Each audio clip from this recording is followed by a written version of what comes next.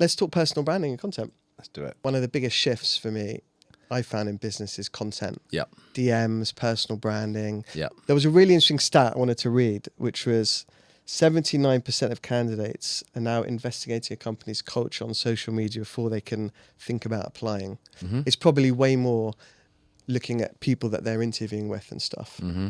So that's the trend I'm seeing. How does that, like, for you relate to recruiting? I've got a saying that the Rolodex is dead and recruitment is a marketing job, which is quite a bold statement.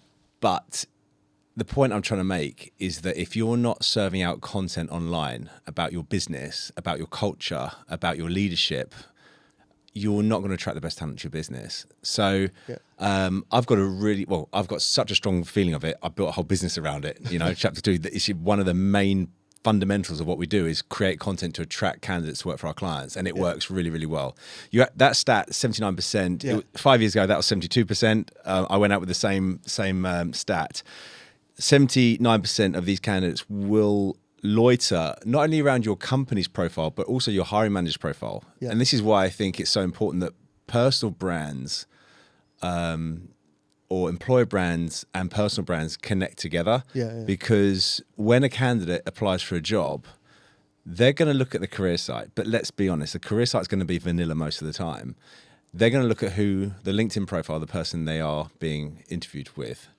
That's got to be the first impression. And we encourage all leadership teams that we work with to do a real review of their LinkedIn profile, the content they engage with, the content that they post, because that's a window into that company's culture and world. Yeah. And you've got to be inspiring. 100%. If you jump, it's interesting because you go on LinkedIn and you jump on a company LinkedIn profile and then the CEO's profile. Like Gary Vee, good example, right? Yeah, classic.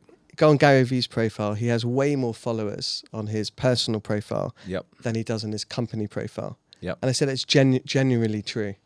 And also, the old adage of like people want to work with good people, right? You want to work with people you like, you trust.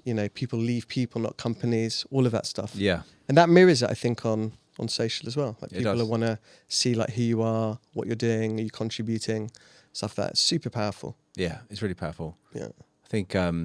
I've seen it personally with Stephen Bartlett, right? He puts a post out saying he's hiring 52,000. But his company LinkedIn profile has probably way less followers. So much less, yeah. Because it's like him. Yeah, exactly. The point is like you want to work with him. Yeah. You see him contributing, you see him having conversations and so forth. And his team as well. You look at his team, all of his team have probably got more followers than the Flight Story brand has got. I guarantee you Flight Story's still got a lot of followers, but it pales into insignificance when you look at the individual's profiles, because when you look at the individual's profiles of a business, you get to see different angles.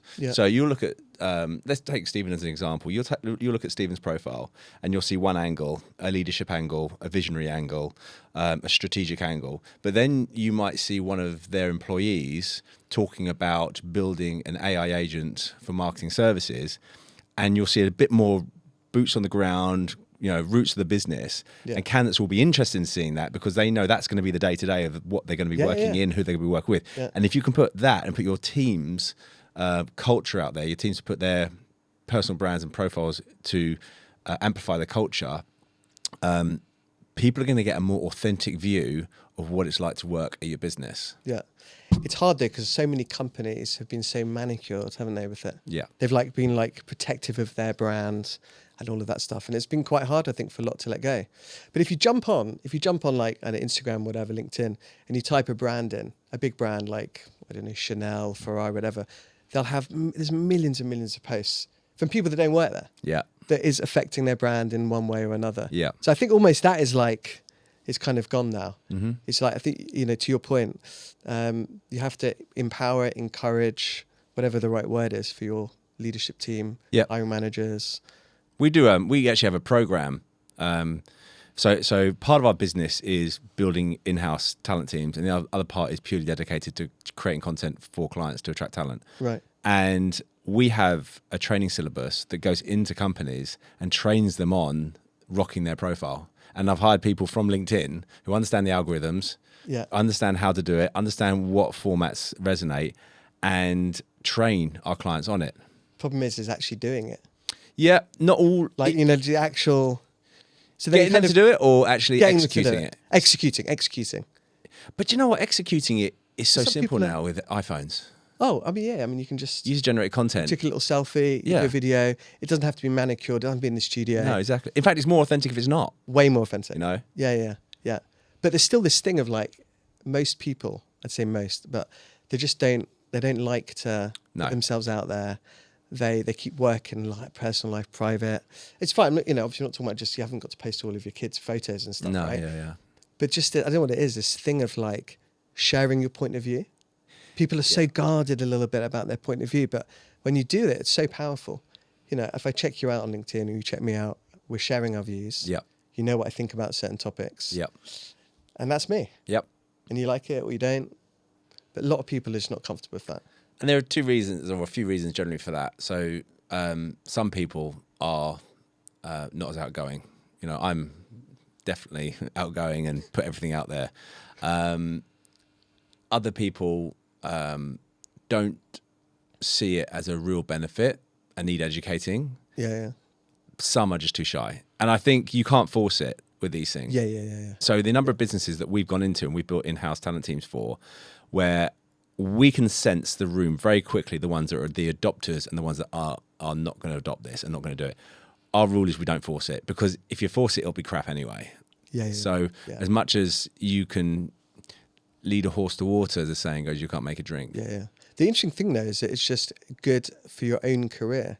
It is. So, we've talked about obviously the company and attracting talent and hiring and stuff. But if you do it as an individual, it's like long-term investing for me. Yep, I agreed. You apply for a new job, people are seeing you, get found more, you contribute to the conversation, all of those kinds of things. One of the things I think that's a very good point, because when you look at it from the candidate's perspective, I've had a number of candidates contact me saying that they want to apply for a certain job that we're advertising with our business or within one of our clients' businesses.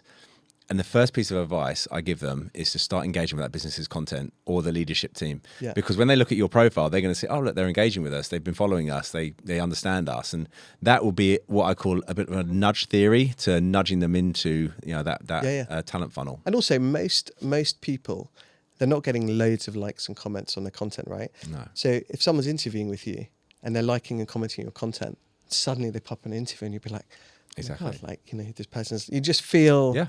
It's a really good way to do it. It is, yeah.